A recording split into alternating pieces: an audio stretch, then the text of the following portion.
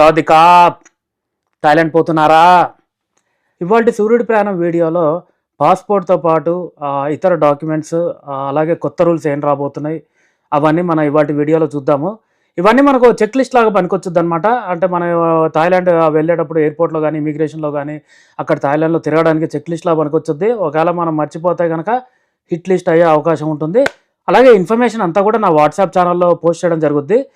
డిస్క్రిప్షన్‌లో పెడతాను ఆ వాట్సాప్ ఛానల్.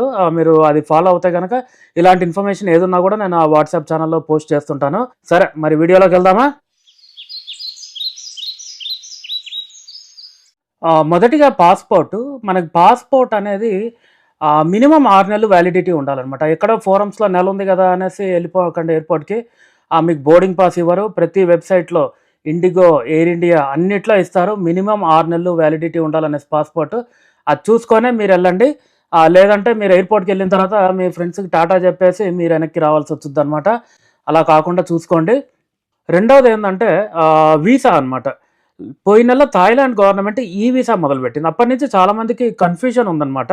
ఇప్పుడున్న వీసా ఉందా? లేదా? అనేసి చాలా మందికి కన్‌ఫ్యూజన్ ఉంది. అది ఇంకా ఉంది. వీసా ఫ్రీ ఉందనమాట. వీసా ఫ్రీ ఉంది. అలాగే ఈ వీసా కూడా ఉంది. మనం ఏందంటే ఈ వెబ్‌సైట్‌కెళ్ళాలనమాట. New Delhi dot Thai embassy dot O R G అనేసి మన వెబ్‌సైట్‌కెళ్తే గనక ఇక్కడ రెడ్ కలర్‌లో ఉంటుందనమాట. మనం 60 రోజులు వీసా ఫ్రీ ఇంకా ఉందనేసి. అది ఉన్నంత మటుకు మనకి ఈ వీసా ఉంటుందనమాట ఈ వెబ్‌సైట్‌లో. మనం ఎప్పుడైనా సరే మనం థాయిలాండ్ వెళ్ళాలనుకుంటే గనక ఇది చూసుకోవాలి. ఈ వెబ్‌సైట్‌లో ఇది చూడాలనమాట. అంటే మీరేంది New Delhi dot Thai embassy అని కొట్టారు. నేను హైదరాబాద్ నుంచి కదా! హైదరాబాద్ డాట్ థాయ్ ఎంబసీ ఉంటుందా? లేదంటే నిజామాబాద్ అయితే నిజామాబాద్ డాట్ థాయ్ ఎంబసీ ఉంటదా? అమలాపురం అయితే అమలాపురం డాట్ అలా లేదండి. ఉన్నది ఒక్కటే ఢిల్లీది. దానికే వెళ్లి మన ఇన్ఫర్మేషన్ చూడాలి. ఇండియన్స్ మొత్తం ఇదే వెబ్‌సైట్‌లో మన ఇన్ఫర్మేషన్ చూడాలనమాట. సో, ఇప్పుడు ప్రస్తుతానికైతే వీసా ఫ్రీ ఇంకా ఉంది. ఏదైనా అప్డేట్స్ ఉంటే నేను వాట్సాప్ ఛానల్‌లో ఇస్తాను.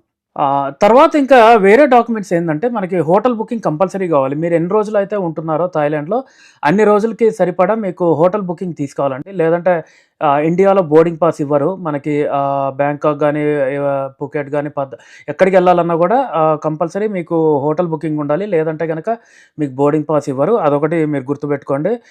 అలాగే ఫ్లైట్ రిటర్న్ టికెట్ కూడా ఉండాలి. కొంతమంది జస్ట్ తీసుకొని అక్కడికెళ్ళిన తర్వాత ఎన్ని రోజులు ఉందామో చూసి దాన్ని బట్టి రిటర్న్ ప్లాన్ చేసుకుందాం అనుకుంటారు. అది కుదరదు. కంపల్సరీ మీకు ఎయిర్‌పోర్ట్‌లో రిటర్న్ ఫ్లైట్ టికెట్ కూడా ఇవ్వాలనమాట. మీరు ఈ మొత్తం డాక్యుమెంట్స్ ప్రింట్ తీసుకెళ్ళండి. ఎందుకంటే మీకు థాయిలాండ్‌లో దిగిన తర్వాత అక్కడ ఇమిగ్రేషన్‌లో కూడా ఈ డాక్యుమెంట్స్ అడిగే అవకాశం ఉందనమాట. అక్కడ మీరు దిగిన తర్వాత ఇమిగ్రేషన్‌లో వాళ్ళు అడుగుతారు. జనరల్‌గా ఈ మధ్య ఒకప్పుడు అడిగేవాళ్ళు కాదు. ఈ మధ్య అడుగుతున్నారనమాట. ఎన్ని రోజులు ఉంటున్నావు అనేసి వాళ్ళు అడుగుతున్నారు. అడిగితే గనక మనం చెప్పొచ్చనమాట ఎన్ని రోజులు ఉంటున్నాం అనేసి. ఒకవేళ వాళ్ళు అడిగితే గనక ఫ్లైట్ టికెట్ చూపించమని అప్పుడు మన దగ్గర ఉన్న ఫ్లైట్ టికెట్ కూడా చూపియడం ఈజీగా ఉంటుందనమాట. అప్పుడు మనం ఫోన్‌లో ఎతుక్కొని ఇవన్నీ చేసిన దానికంటే ప్రింట్స్ ఉంటే మనకి ఈజీగా ఉంటుంది వాళ్ళకి చూపియడం అనేది. ఇంకోటి మీరు ఫ్లైట్ టికెట్, హోటల్స్ బుక్ చేసేటప్పుడు వీగో, కయాక్‌లో బుక్ చేసుకోండి. ఇక్కడైతే ఏందంటే మీకు అన్ని సైట్స్‌తో కంపేర్ చేసి మీకు ఎక్కడైతే చౌకగా ఉంటాయో రేట్స్ అక్కడ మీరు బుక్ చేసుకోవచ్చనమాట. ఇదే మేక్ మై ట్రిప్ వాటిల్లో ఏందంటే మీకు ఒకటే రేట్ చూపిచ్చుద్ది. ఇక్కడేందంటే మీకు ఒక వందల కొద్దీ వెబ్‌సైట్స్ ఏవైతే ఉంటాయో దాంట్లో మొత్తం కంపేర్ చేసి ప్రైసెస్ మీకు ఎక్కడైతే రేట్ తక్కువగా ఉంటుందో ఆ వెబ్‌సైట్ నుంచి మీరు బుక్ చేసుకోవచ్చనమాట. తర్వాత ఇన్సూరెన్స్ చాలామంది అడుగుతారు ఇన్సూరెన్స్ కావాలా అనేసి. ప్రస్తుతానికి టూరిజంకైతే కంపల్సరీ కాదు. అంటే బిజినెస్ వీసా లేదంటే అక్కడ వర్క్ వీసాకైతే కంపల్సరీ ఇన్సూరెన్స్ కావాలి. టూరిస్ట్ వీసాకైతే ఇన్సూరెన్స్ అవసరం లేదనమాట. అది ఇంకా మీ ఇష్టం మీద ఆధారపడి ఉంటుంది. ఒకవేళ మీకు కావాలంటే తీసుకోండి. లేదంటే గనక కంపల్సరీ అయితే కాదు ఇన్సూరెన్స్. తర్వాత సిమ్ కార్డ్ కూడా అడుగుతున్నారు నన్ను చాలామంది. అంటే సిమ్ కార్డ్ ఎయిర్‌పోర్ట్‌లో తీసుకోవాలా? లేదంటే సిటీలో తీసుకోవాలా అనేసి. నన్ను అడిగితే గనక అంటే మీరు 2 ఆప్షన్స్ ఉన్నాయి. ఒకటి ఇండియాలో మీరు ఎయిర్‌టెల్ గానీ, జియో గానీ రోమింగ్ ఎనేబుల్ చేయొచ్చనమాట. అది ఎనేబుల్ చేసుకుంటే గనక మీరు అదే యూజ్ చేసుకోవచ్చు. ఒక్క డిసడ్వాంటేజ్ ఏందంటే మీకు డేటా తక్కువొచ్చుద్ది. మీకు రోమింగ్‌లో 1 జీబీ కంటే ఎక్కువ ఇయ్యరనమాట డేటా. అది మనకి అంటే వాట్సాప్ అక్కడి వరకు సరిపోద్ది. మనం ఎక్కువగా ఏమన్నా వాడాలనుకుంటే గనక డేటా అప్పుడు మనకి 1 జీబీ సరిపోకపోవచ్చు. ఎక్కువ కాల్స్ అవి ఇవి మాట్లాడితే. సో, ఒకవేళ మీరు అక్కడ లోకల్ కార్డ్ తీసుకోవాలంటే గనక ఎయిర్‌పోర్ట్‌లోనే తీసుకోండి. ఏఐఎస్ అనేసి అక్కడ సర్వీస్ ఉంటుంది. వాళ్ళు 299 బాట్స్‌లో మీకు 1 వీక్‌కి ఒక 20 జీబీ ఎంతో ఇస్తారు సుమారుగా. అది మనకి ఈజీగా సరిపోతుంది. ఆ 1 వీక్ డేటా తీసుకుంటే గనక మనం ఉన్నన్ని రోజులు అది వాడుకోవచ్చనమాట. ఇంకోటి చాలామంది క్యాష్ కూడా అడుగుతున్నారు. క్యాష్ తీసుకెళ్ళాలా? లేదంటే డెబిట్ కార్డా? క్రెడిట్ కార్డా? అనేసి. అన్నిటికంటే బెస్ట్ అంటే కొద్ది క్యాష్ అయితే కావాలి. మీరు ఒక 5,000-10,000 రూపాయలు క్యాష్ పట్టుకెళ్ళండి. ఒకవేళ డాలర్స్ ఉంటే ఇంకా బెస్ట్. డాలర్స్‌కొచ్చిన రేటు మీకు ఇండియన్ రూపీస్‌కి రాదు. డాలర్స్ లేకపోతే సరే మీరు ఇండియన్ రూపీస్ పట్టుకెళ్ళండి. ఇంకా మనకు వేరే దారి లేదు. అది ఒక వీలైనంత మటుకు క్యాష్ ఒక 10,000 అలా ఎక్కువ తీసుకెళ్ళకుండా మిగతాది డెబిట్ కార్డ్, క్రెడిట్ కార్డ్ తీసుకెళ్ళండి.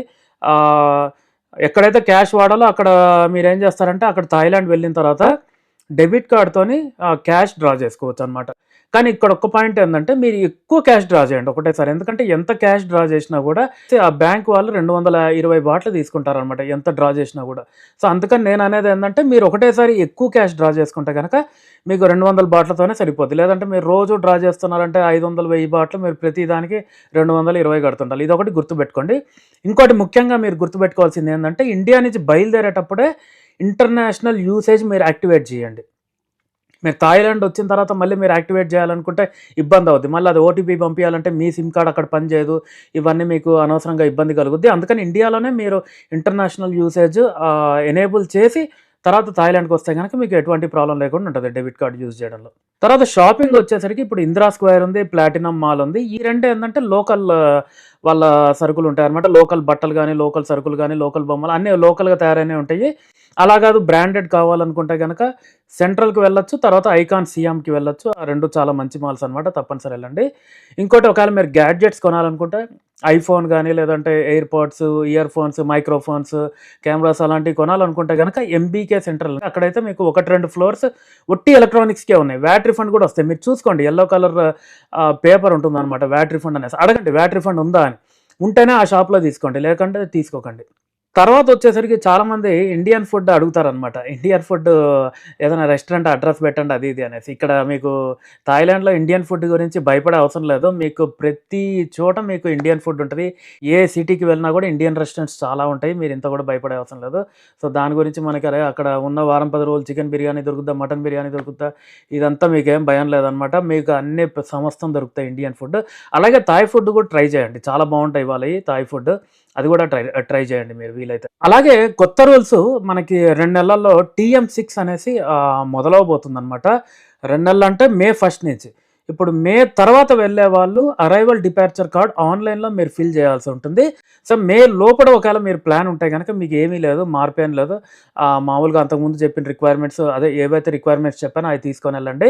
ఒకవేళ మే తర్వాత వెళ్ళాలనుకుంటే గనక టీఎం6 అనేసి అరైవల్ డిపార్చర్ కార్డ్ మీరు ఆన్‌లైన్ ఫిల్ చేయాల్సి ఉంటుంది. అది ఇంకా వాళ్ళు ఇన్‌స్ట్రక్షన్స్ ఇవ్వలేదు. ప్రస్తుతానికి న్యూస్ వచ్చిందది. అది నేను రాంగానే నా వాట్సాప్ ఛానెల్‌లో కూడా మీకు అప్డేట్స్ ఇవ్వడం జరుగుతుంది. మీకు ఏ క్వెషన్ ఉన్నా కూడా వీడియోలో కామెంట్ చేయండి. నేను ప్రతి ప్రశ్నకి జవాబిస్తాను. అలాగే వాట్సాప్ ఛానల్ కూడా ఫాలో అవ్వండి. మరి వచ్చే వీడియోలో కలుద్దామా? హ్యాపీ ట్రావెల్, శుభయాత్ర. బాయ్.